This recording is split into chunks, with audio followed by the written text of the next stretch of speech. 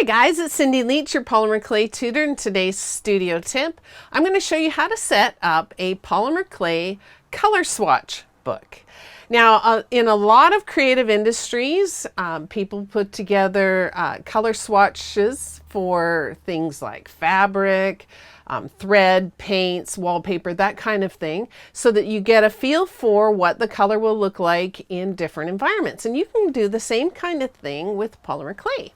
Now, with polymer clay, it can look quite different between when it's baked and when it's raw. So making up some baked color chips is a neat idea, but it would be best if you had somewhere to keep track of it so you knew what the colors were and how to if they were really organized, you would be able to check through them. So that's what I've done here is I've set up a book. Now this is a big project because there's so many different kinds of brands and so many different colors that it can take a while, but this is a work in progress. But this is what I've set up so far.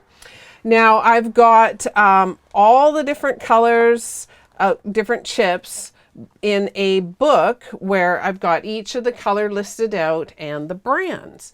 Now, the last little while I've been talking a lot about planners and setting up inventory systems and that kind of thing. And I showed you, and if you haven't seen the video, you can go check it out, how to find, how to do color charts of the inks and the paints and the things that you have in your studio so that you're not double buying them.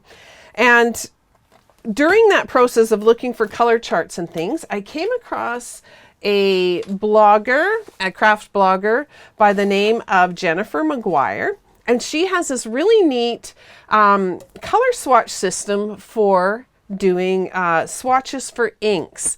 Now, so she's got these swatches that you can print out and then put your own colored inks on, and this happens to be the one for the distressed ink.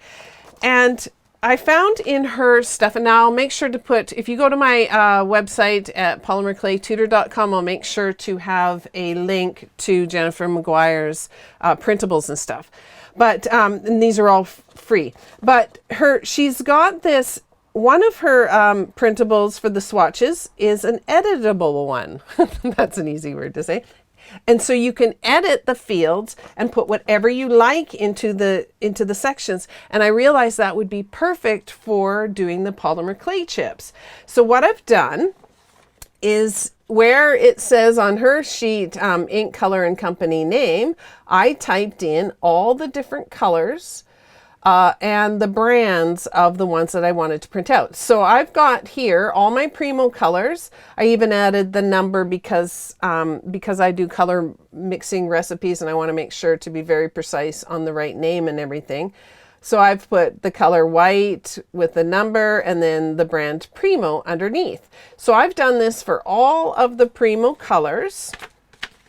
And she's got a very neat system. I mean, I originally was thinking maybe I'll do this up myself, but since her system is so clever, I thought I would go with that and then just send you guys there for now anyways. So one of the things that's clever about it is that she's got these, the way to cut it out.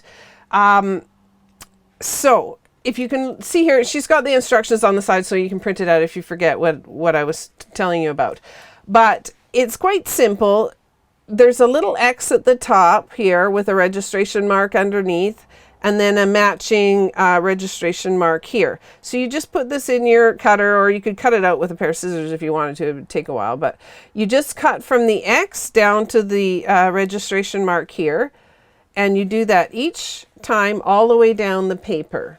So basically what you first end up, and you have to do that first, you end up with this sheet that's sort of like a fringe with all these little cut pieces that are loose, but they're still attached to this part here. Then you turn it sideways and you cut it from this registration mark down to this one all the way down. And then the pieces all sort of fall apart and you end up with these little squares like this that are really nicely thought out. They're clean lined because she didn't put the lines all the way down the sheet. They just had the registration marks. So they're nice and clean looking. And then with the name and everything on it. Then what you can do is put them into these pocket pages. Now I happen to be using the 6x8 size because this also can go into my planner. There are also versions out there that are 8.5 by 11, but the pocket size is 2 inches by 2 inches. So here's the ones I've been using. They are from Simple Stories, or Snap Simple Stories. Also, Project Life does 2 by 2 pocket pages. But the larger ones that you get, you can put into a regular 3-ring binder. They are called coin pockets or coin pocket pages, something like that. They're for storing collectible coins in them. So they're quite available out there. You can do it that way. And all you need to do is you have to, now I've done this in some previous videos where I've cut out mixed up polymer clay, and then I baked it on a tile or piece of paper on a tile, that kind of thing. And then once they're baked, you can use them. Do not try to put them in raw because they'll stick to the plastic and they'll leach out. But make sure you bake them first. And then all you need to do is glue them to your little piece of paper. I just use like a double-sided tape runner. Just put a little dab of tape on the back of my baked color chip and then just glued it on and then slipped it into the pocket. The nice thing is that these pockets are nice and deep. You can put them double-sided, so you can get 2 in each pocket. And then because you can remove them from here, you can just slide them out. You can match them up with the with another one. You know, you could make up little palettes. You can see what they look like. Also, if a color gets discontinued, you can just remove it, or if they add colors to the color line, you can add them in and that kind of thing. So that's quite nice about being able to remove them in and out from the pockets. So I've done that for all of my colors here. So this is the Primo line. I happen to own every color of Primo. And these color chips baked up really make a difference on some of the colors, especially these translucents or the opal clay, the glitters. Being able to see what they look like baked makes a big difference on how what you might use it for, what kind of project you'll use it for. I also have this set up for souffle clay. Now this is a much smaller line, so I only have this side and most of this side done.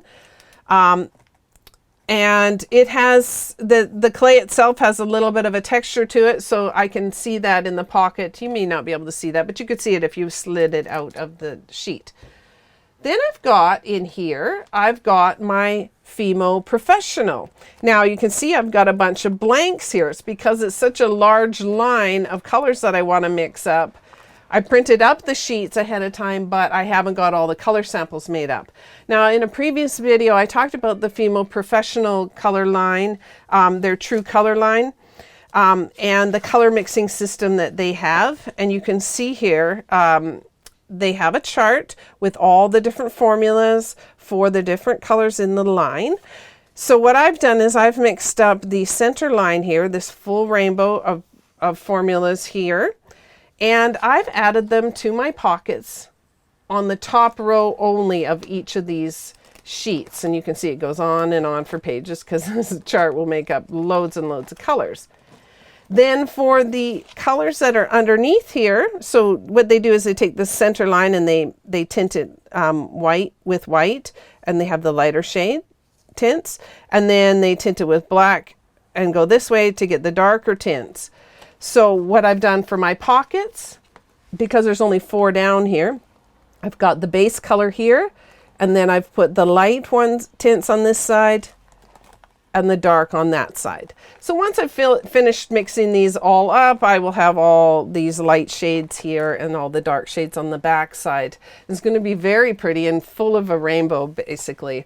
And now, like I said, this kind of thing can take a long time, but it's kind of one of those relaxing things, and it's a real good Kickstarter for getting your creativity going. Say you feel a little bit stuck. What you do is you start mixing up some colors and you make up a color chart like this, or a swatch book, and you get back into the clay and you get feeling for excitement for the color, and it gets your motor running again.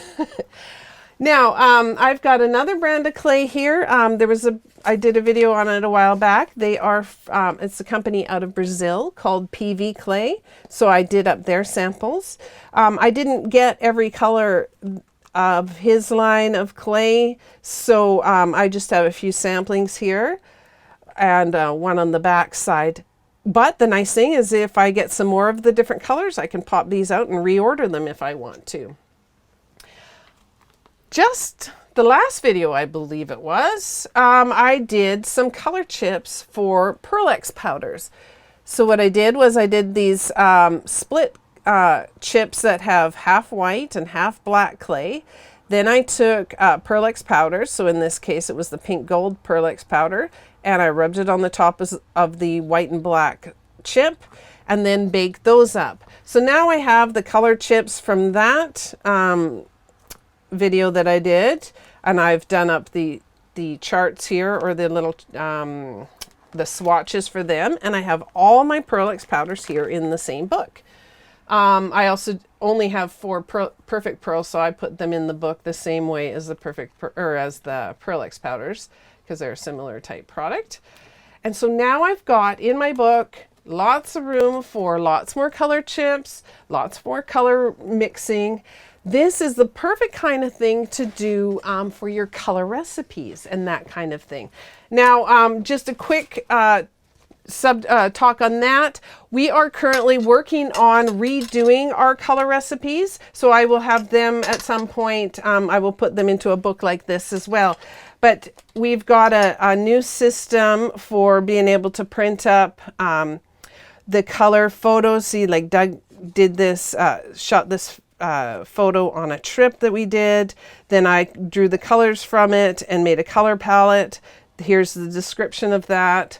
And then we've made up these new color recipe cards that will also fit into these pockets.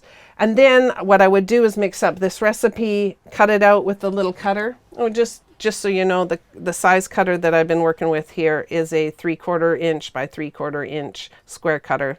You could cut them out by hand. You could use a circle. It wouldn't matter. But then I would just add those to these color recipes and add them to a binder like that as well. So that's a big, big project. We've got several 100 recipes and that kind of thing. So we're working on that. That's something to stay tuned for. All right. So I hope that was helpful for you. Go on and make yourself a swatch book of all of your polymer clay and your own secret recipes if you've got them, and put them together all organized and inspiring like this. Alrighty. So I hope that was helpful, and if it was, do let us know if you like this video. And if you've got any suggestions for future videos, make sure to leave those in the comment section below. And don't forget, we have done absolutely tons of videos. So there's a pretty good chance that we have already touched on the subject that you are looking for. So make sure to look through those videos and watch them if you need to. All right. So we'll see you next time, and bye for now.